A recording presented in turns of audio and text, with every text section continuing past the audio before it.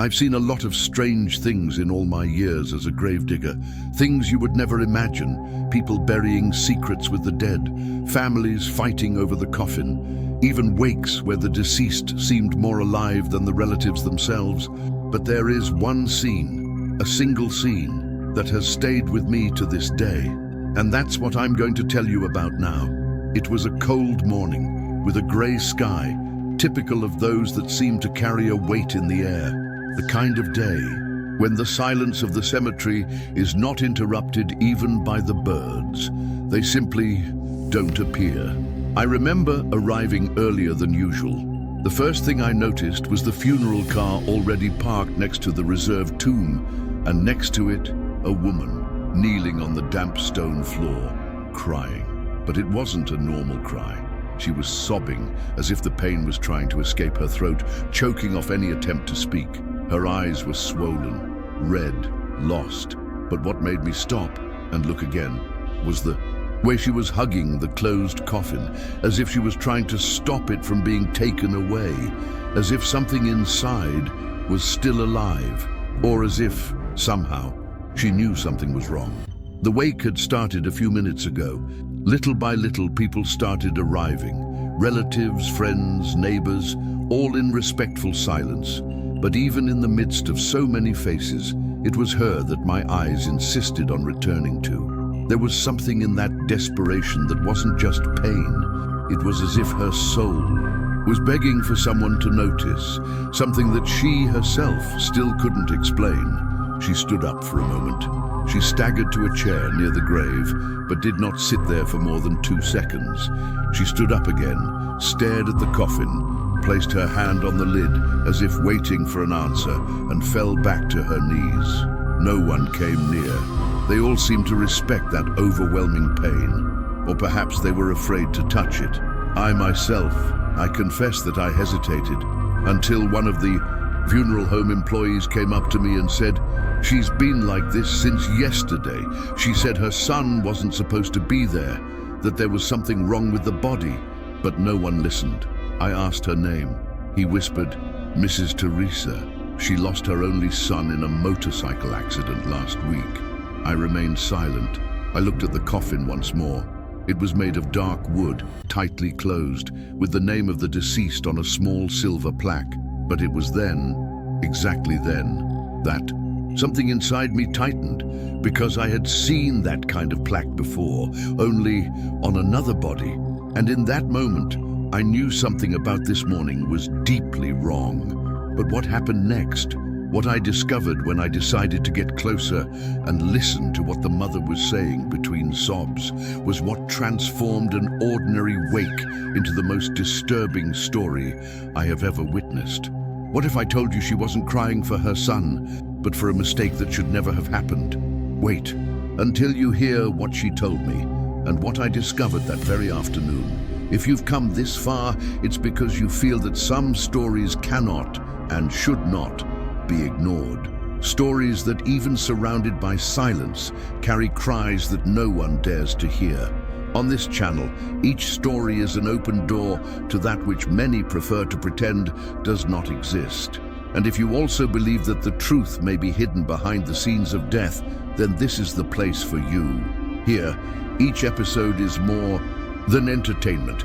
It is an invitation to see the invisible and hear what has never been said. So, get ready, because what you are about to hear now may change the way you see the world of the living and the dead. If this story captivates you, touches you, or makes you question, subscribe to the channel and leave a like right now. This helps us to continue revealing the stories that no one else has the courage to tell. I've never been one to believe in things that go beyond logic. I've always kept my feet on the ground, even working in a place where the line between life and death is so thin that sometimes it seems to disappear. I've prepared graves on stormy days. I've heard people swear they saw their relative blinking inside the coffin. I've had to deal with families who refused to accept that someone was never coming back. But this case, this one left a mark on me in a different way. It wasn't just what happened. It was the feeling that remained afterwards. The certainty that, on that day, I crossed a line that I've never been able to erase from my mind. My name? Well, you can call me Silvio. It's not my real name, and it's not out of cowardice that I'm not telling you. It's because after this story, maybe you'll understand that certain truths, when exposed, don't go back to silence. And I still work here. I still dig graves. I still carry stories on my back. And this one, I kept it inside for years. But there are things we need to get off our chests, even if it's just to try to sleep in peace, you know. The story began like any other. Another funeral, another family destroyed, another coffin arriving on order. But from the very first moment, something there bothered me, and I didn't even know why. Maybe it was the woman's face, or maybe it was silence all around. Because look, normally, even at the worst funerals, there is nervous laughter, whispers, children running between the tombstones. But not here. It seemed that the entire cemetery had been in mourning along with that mother the whole time. Everything was heavy. Every step, every word, every wind that passed through the trees. I remember looking at the deceased's file as soon as I received the document from the funeral home. Name, Lucas Fernandez, 24 years old. Cause of death, traffic accident. Time of death, 3:42 a.m. That made me stop for a second, because a few days before, I had helped bury a young man with the same age and cause of death. And for a moment I wondered, could it be a coincidence, or could it be that they buried the wrong person that week? But funerals are routine. We carry on, and I carried on, until I realized that that mother wasn't there just to say goodbye. She was there to prevent something, and everything in her said that the pain wasn't just from the loss, it was from the uncertainty. I had to look into her eyes. Only then did I understand that more than just a body, she had lost something that even she couldn't explain. And the worst part, no one seemed willing to listen, but I heard. And when I heard, it was too late, because what she knew was just the beginning. What if I told you that burial wasn't the first for that body, that maybe he should never have been buried? What that mother revealed changed everything I thought I knew about death. And from that moment on, nothing was normal in that cemetery anymore. The cemetery looked different that day. I know it may sound strange to say this, after all, every day there is weighed down by some invisible shadow, by that thick silence that seems to creep between the graves. But that morning, there was something else, something that seemed to weigh on the ground, as if the earth were holding its breath. The wind was cold, but it didn't cut the skin. It seemed to whisper, and the footsteps of those arriving at the wake didn't echo. They sank. I remember precisely the arrangement of the chairs, the tent set up over the open grave, the color of the coffin, dark, wood with antique bronze details. Above it, only a wreath of white flowers, already beginning to wilt. But what struck me most was the silence. There was no music. There were no prayers, just a kind of anxious anticipation, as if everyone there was waiting for something to happen, but no one knew what. The woman, Donna Teresa, was sitting on the end closest to the coffin. No one dared to sit in the chairs next to her. She was no longer crying like before, but her face seemed petrified. Her eyes were fixed on the wood.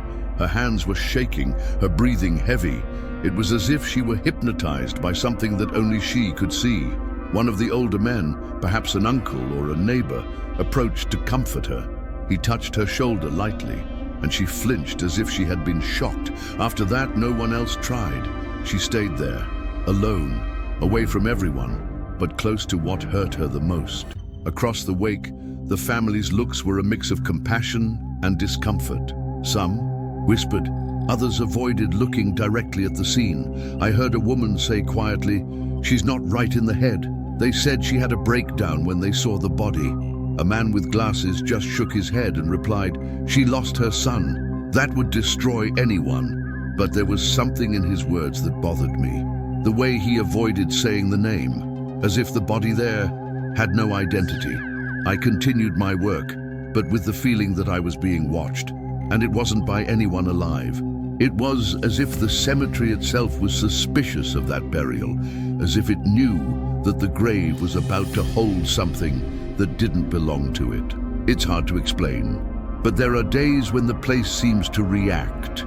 You feel it in the stones, in the creaking of the wooden crosses, even in the birds that disappear from the sky. And there, everything indicated that there was an intrusion happening, something outside the natural cycle of things. Meanwhile, Donna Teresa would get up from time to time, walk over to the coffin, place her hand on it and whisper words that no one could hear. And then she would sit back down, always in the same place, always with her eyes fixed on that object that was now her only connection to her son. But there was one detail that disturbed me. She did not call his name, not even once, not a single word, not a single Lucas, my son, nothing, just silence, and a look that seemed more like fear than longing. At the height of the wake, when the priest began to say the last prayer, Donna Teresa interrupted. She stood up abruptly, raised her voice and said, "This body is not my son's." A murmur filled the room. Everyone looked at each other. The priest, visibly embarrassed, tried to calm her down, but she continued.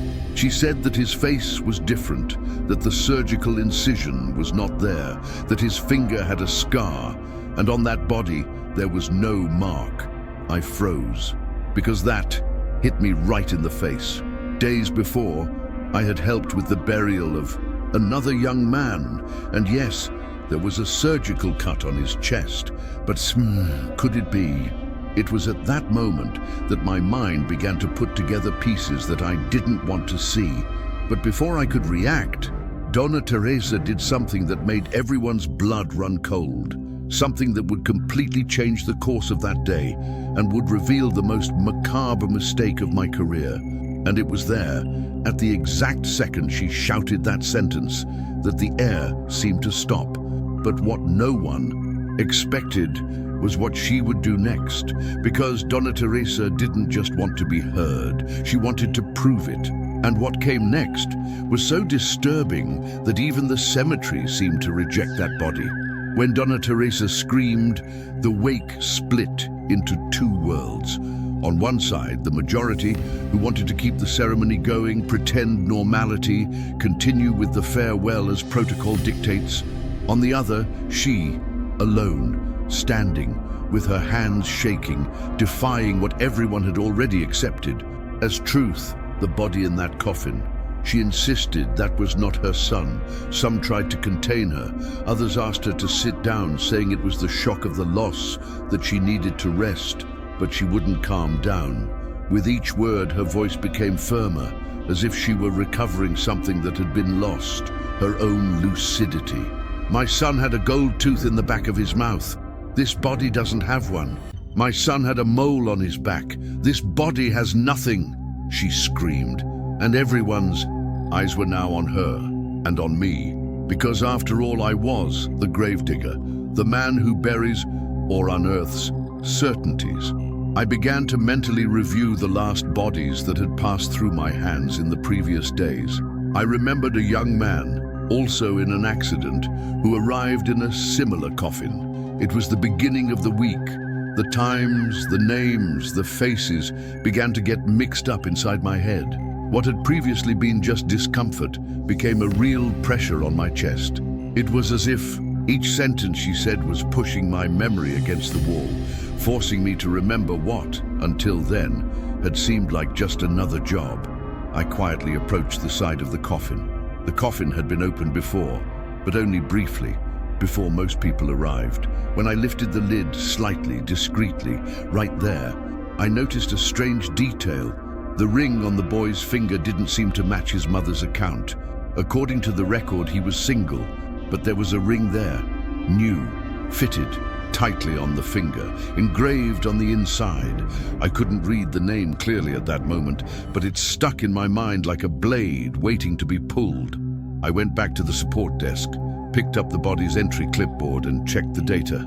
The registration number didn't match the funeral seal. The numbers were close but different, as if they had been changed in a hurry. The funeral home that delivered the body was outsourced, the same one that had been hired for another burial a few days before. And even stranger, the envelope with the medical records had an unusual fold, as if it had been opened and closed again. I approached one of the funeral home employees and asked him point blank, "Are you sure this is the right body?" He hesitated. He looked away. He said, "That's the one they gave us at the morgue." The answer was technically acceptable, but emotionally empty. Something about him told me there was more to it, and that was when I looked back at Donna Teresa. At that moment, she looked me in the eyes, not as someone desperate for comfort, but as someone crying out for justice. It was a look that screamed, "You know I'm not crazy." And I knew. But even so, I had no idea what I would find when I decided to open that coffin for the last time, alone, away from everyone, and with the strange feeling that there was something inside waiting for me, something that didn't want to be seen. And when I finally lifted the lid, I realized that the mistake went far beyond a simple body swap. What I saw inside could not be explained by any funeral protocol, and it was at that moment that I understood that grave was not about to hold a body, but rather a secret buried by force. The ceremony continued, but the soul of that wake was broken. The priest's prayers came out weightless, like words thrown to the wind. No one paid attention anymore. All eyes were on her. Donna Teresa sat down again, but not peacefully. She sat like someone who accepted that she would not be heard, but that did not mean she would silence her pain. And then she cried again, not like before. Now it was different. It was a low, continuous cry that seemed to come from deep within, a muffled, almost animal sound. I have seen many mothers bury their children. I have seen fathers fall to their knees. But what I witnessed in that moment chilled me, because what was coming out of her was not just sadness. It was as if her body was trying to purge something that her mind could not name, as if her soul was fighting against an invisible presence there in that environment. She was shaking, her hands clutched her dress, her shoulders arched, her mouth moved as if she were praying, but there was no sound. It was as if she was talking to someone or something. I approached her instinctively. I didn't know if it was to help her, calm her down, or protect her. And then I heard her. She was mumbling through her teeth, almost in a trance. "He's cold. My son never liked being alone." Those words kept echoing in my head. Alone? What do you mean by alone? I turned and looked at the coffin as if I expected to understand. But what I saw was the lid, slightly cracked on the side. It wasn't a visible crack, nor was it recent. It was a flaw in the wood, right where the latch should have been. Details like that can go unnoticed, but at that moment, it took on a meaning that I still couldn't explain. Donna Teresa stood up. She dragged herself over to the coffin. He rested his forehead against the wood, and he said with a choked voice, "I'm sorry, son. Forgive me for letting them put you in there." That sentence broke something inside me, as if her guilt had invaded my chest too. Because at that point, I was no longer sure of anything, and everything inside me told me that she was right, that that coffin hid more than a body. It hid a mistake. It hid a secret. The priest tried to end the ceremony, but no one paid attention anymore. The family was torn. Between embarrassment and fear, an uncomfortable silence took over everything, and Donna Teresa remained there, standing still with her hand on the coffin, as if she were waiting for an answer. But what kind of answer does a mother expect from a closed coffin? I needed to understand, and the only way was to go back to the beginning of everything, to the day that body arrived at the cemetery, because maybe the mistake didn't start there at the wake. Maybe it was placed there days before, in the dark, when no one was looking. Going back to that day was like opening a door I never wanted to go through, the kind of memory we bury over time, pretending it never existed. But the moment Donna Teresa's words echoed at the wake, something inside me pulled me back. I needed to review everything, every detail, every minute, every face. The body arrived on a Wednesday around 11:30 in the morning. The funeral home that delivered it was one of the local outsourced companies, already known for delays and minor documentation errors. Nothing serious until then. I was in the warehouse organizing some tools when one of the assistants called me. Another one has arrived. Motorcycle accident. Young man, this was already common. Unfortunately, I went to the service entrance. The coffin was sealed as usual. It had that label stuck to the side. Name, date, medical record number, and a funeral home code. But that day, there was something I missed. The plastic seal that usually comes. Numbered had been changed. And I don't mean torn or damaged, I mean changed, with a strange number that didn't match the previous protocol. The assistant thought it was strange too, and asked if he should make a note. I, distracted, said, "Leave it like that. It could be a different batch." And that's where everything started to go wrong. The paperwork said, Lucas Fernandez, 24 years old, traffic accident, IML released. Everything seemed fine. But after the body was taken to the cold room, I noticed that the envelope with the documents was crooked, folded, as if it had been handled in a hurry, and worse, without a IML stamp. That wasn't normal. I asked the funeral home's delivery man. He said that the documents had been sent straight from the morgue reception in a hurry. It was a busy night there, he explained. In the heat of the moment, we learn to move on. But sometimes, moving on is exactly what leaves the truth behind. And that day, I did. I noted the body's arrival, checked the visible data, scheduled the wake, and sent everything to the system. No one questioned it. No one asked to open it, not even the family. Until then, everything seemed within the norm. But now, as I sit there, reliving every step, I realize how out of place it all was. That delivery was rushed, cold, with protocol flaws. The driver seemed nervous. The assistant stared at the casket longer than usual. And I ignored all the signs. But time doesn't erase guilt. It only covers it with silence. And when the silence is too deep, even the dead try to speak. And what this body was trying to say was exactly what I would discover when I opened that coffin, alone. I waited for the wake to end. Most people left in silence, still uncomfortable with what had happened. The priest said goodbye discreetly. Her close relatives tried to convince Donna Teresa to return home, but she refused. She said she would only leave when someone did what she had been begging for from the beginning, open that coffin for real. At her insistence, the cemetery administrator decided to allow the opening on my responsibility. I made everyone move away. I asked them to leave me alone, even the employees. I wanted silence. I wanted concentration. And to be honest, I didn't want witnesses in case what I was about to see was something that shouldn't be seen. I took the coffin to a reserved area at the back of the cemetery, a place where no one rarely passed by. Only the sound of leaves being dragged by the wind and the occasional snap of a branch breaking kept me company. I put on my gloves, took a deep breath, and positioned the lever key in the side latch. The sound of the metal coming loose seemed to echo inside my chest. As I opened the lid, I was overcome by a feeling that I cannot clearly describe. It was not just the cold coming from inside the coffin. It was as if something had escaped from there, as if a presence had been released along with the pent-up air. And the moment my eyes fell upon the face of the dead man, I knew that Donna Teresa was right. The face was similar, yes, but there were subtle differences. The jawline was more pronounced. The nose seemed thinner.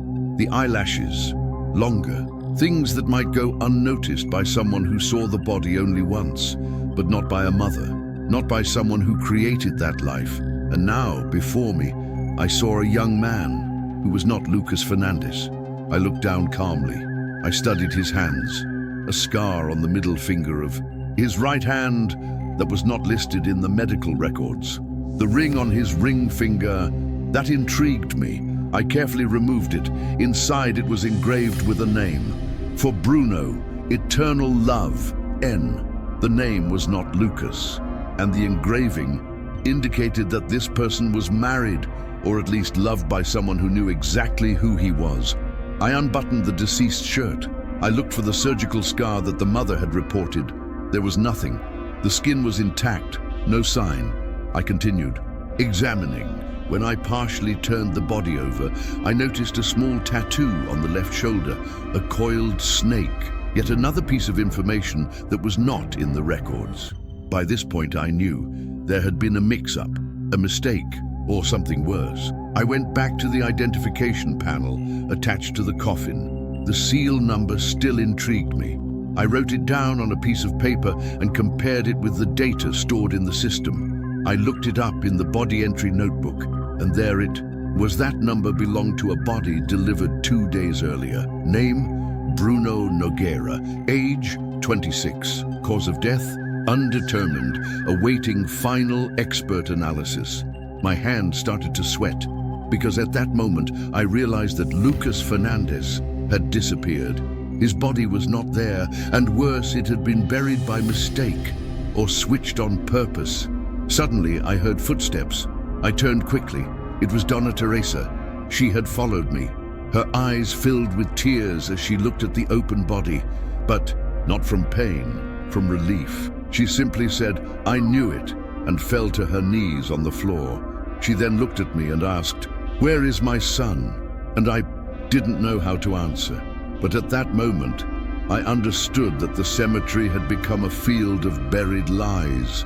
And what I had just unearthed was just the beginning, because from that moment on, I needed to find out if that wasn't her son. Who was the boy in the coffin? And the most frightening thing, why was he placed there? Donna Teresa remained there, kneeling beside the open coffin, as if her soul had finally found a respite, even without her son's body. It was a relief mixed with anger, a pain that changed form. It stopped being mourning and turned into contained fury, and I was still trying to understand what to do with all that. Never, in all my years, had I had to deal with a body swap. Not like this.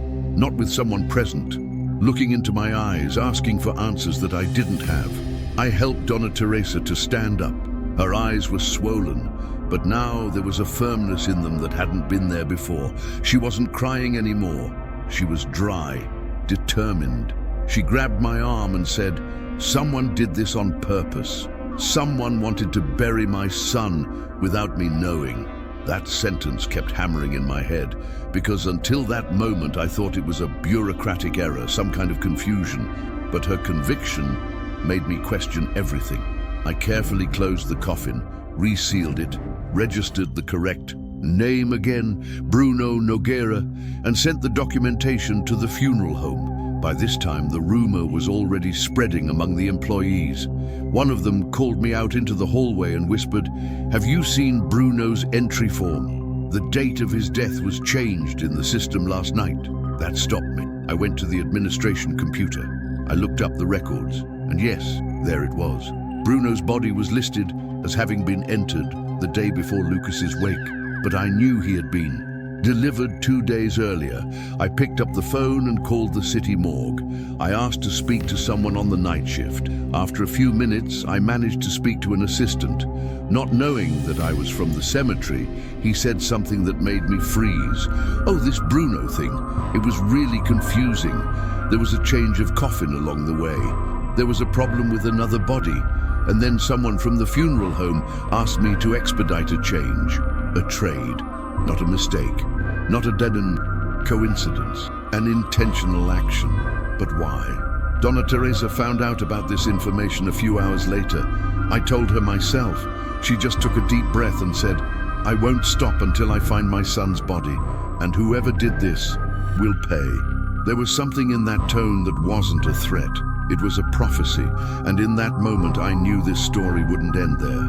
Because when a body disappears, it's not just the flesh that disappears, it's what he knew, what he took with him, and maybe what he still tries to reveal, even from the depths of the earth. In the days that followed, my mind was restless. The image of that wrong body inside the coffin, the ring with another name, the unknown tattoo, and mainly, the empty space where Lucas should have been. All of this haunted me like a waking nightmare. I tried to rationalize, to find a logical explanation. Maybe a last-minute mistake, chaos in the morgue, a mess in the records.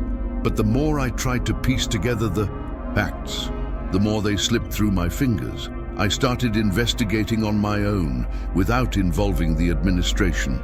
I went to the morgue where the two bodies had been. I pretended to be updating protocols. I managed to access the manual files, the ones no one looks at anymore. And there, among scribbles and hastily written notes, was a strange note next to Bruno Nogueira's name.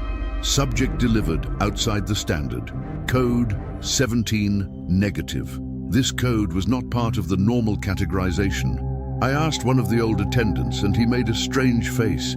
These extra codes are added when the cause of death is under investigation or when there is a risk of contamination. But Bruno was in Lucas's coffin, without any special protection, without any markings, no visible marks, and this was completely outside of protocol. So why the rush? Why hide Bruno's body under Lucas's identity? And most importantly, where was the real body of Donna Teresa's son? Among the paperwork, I found a receipt from the funeral home marked with the letter V in the lower corner. This letter is only used in cases of direct wake, when the body does not go through formal identification and goes straight to the closed casket. But this only happens when the family authorizes it, which was not the case with Teresa. She demanded to see her son, but according to the document, she had signed authorizing the closed procedure, and then everything got even stranger. The signature on the paper was not hers, not even close. I spoke to her again. I showed her the file. Her eyes twitched. That signature isn't mine. I would never let them close the coffin without letting me see my son's face. And there was no more doubt. That wasn't a mistake. It was a cover-up. Something or someone needed Bruno's body to disappear, and they used Lucas's identity to do it. But what could Bruno have done or discovered? Maybe the problem wasn't even him. Maybe it was what he carried in his body. Something that needed to be silenced. Something that, if it came to light, would have consequences for people much more powerful than me or Teresa. And it was at that moment that everything changed. Because without knowing it, I had become involved in a story that was not only about pain, it was about darkness. And the more I dug, the more I felt that what was buried in that cemetery should never be unearthed. Even though everything pointed to an organized conspiracy, identity fraud, forged documents and switched seals, something still didn't add up. It was as if the end of the thread was always hidden, as if each clue led to a darker alley. Until one night, I decided to go back to the cemetery after work. I needed to check the security cameras. I wanted to confirm the delivery times, the movements in the entrance shed, and maybe catch the moment of the supposed switch. Access to the cameras was limited, but I knew someone on the technical team who owed me an old favor. He let me into the monitoring center on the condition that I act quickly. The images began on the day Bruno's body was supposedly switched. I spent the first 2 hours of recording moving slowly. Everything seemed normal. The arrival of the vehicle, the entrance of the employees, the loading of the urn. But around 11:47 p.m., something caught my attention. A man appeared alone, without a uniform, walking down the corridor where the cold rooms are. The strangest thing, he wasn't wearing a badge. The face camera was low resolution, but the silhouette was familiar. He enters, carries a coffin on a metal stretcher, and leaves without activating the main gate. I looked in the corner of the screen. No opening registered. No sign of entry or exit, as if he had simply walked through. I rewound the video. I zoomed in. I froze the image. And there, standing in front of the screen, with my heart racing, I recognized the face. It was Mauro. Mauro had worked with me for almost 5 years. He was an embalming technician, a discreet, methodical guy. He knew all the protocols by heart, but he died 2 years ago, stomach cancer. I went to his wake.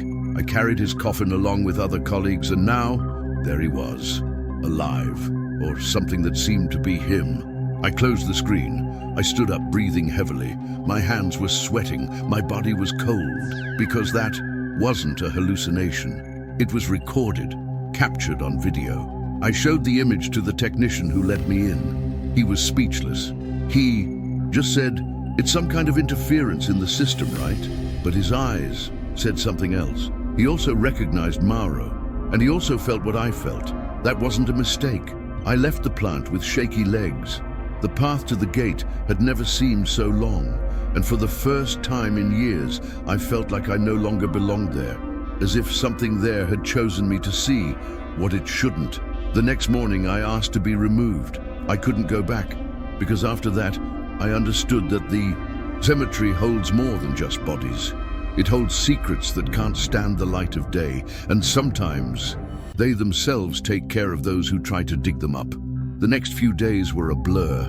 I received calls from the cemetery administration asking for clarification, but I just said I needed time. I was called to sign a confidentiality agreement about unusual occurrences during body identification. And for some reason, the funeral home involved in the case was replaced without any official announcement. Everything was hushed up, too fast, too quiet. Donna Teresa, on the other hand, continued searching for her son. She filed lawsuits, gave interviews on local programs, and demanded access to the morgue's cameras. But she got nothing. The images disappeared. The records were considered corrupted, and Lucas Fernandez's name was no longer in the health department's system, as if he had never existed. A few months later, she passed away. They said it was due to sudden cardiac arrest, alone at home. But those who knew her knew. Her heart had already been broken since that wake. She was buried right there, in the same cemetery, a few meters from the grave where she swore her son was not. I went to the funeral, from afar, without a uniform, without an ID, just another face among the shadows. What made me shudder, however, was what the staff reported after the burial. One of them, young and new to the shift, said that he had found inside the coffin while preparing it an object that was not on the family's list of items. It was a doll, small, old, with a stained face and eyes sewn shut with black thread. One of its arms was missing, and according to the young man, there was something scrawled on the doll's cloth back. Just 2 words, "Wait for me." I was unable to confirm this information. The doll never appeared. It was considered a rumor from an impressionable employee. But I knew that doll. Mrs. Teresa used to take one exactly like it to her son's funeral. She said it was his favorite toy when he was a child, that she kept it to this day because she believed his soul was still attached to it.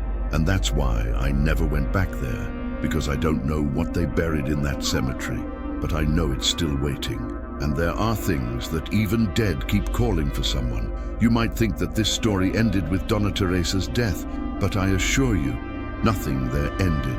The grave was sealed, it's true, but the mystery, no.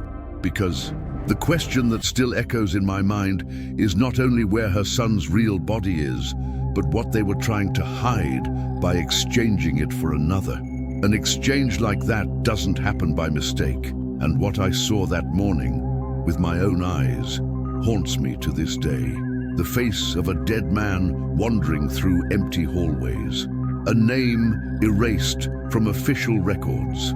A mother buried, along with the only real memory of a son that the world tried to erase. None of this is a coincidence. This is a pattern. It's a sign that there is something much darker being hidden beneath the earth we walk on, and sometimes it is precisely in cemeteries where everything should be silent that the loudest screams are buried. If this story has kept you hooked until now, then you are one of the few who have the courage to listen to what most people prefer to ignore. So, subscribe to the channel now and turn on notifications, because the next stories could change everything you think about what is real and what should never have been revealed. And if you thought that was the most disturbing story I've ever heard, wait until you hear what another gravedigger told me. A case involving a last-minute cancelled burial, a body that disappeared inside the chapel itself, and an audio recording that they say can only be heard at midnight. Click now on the next episode of the series 10 tale of the gravedigger and get ready to hear something that might follow you to sleep.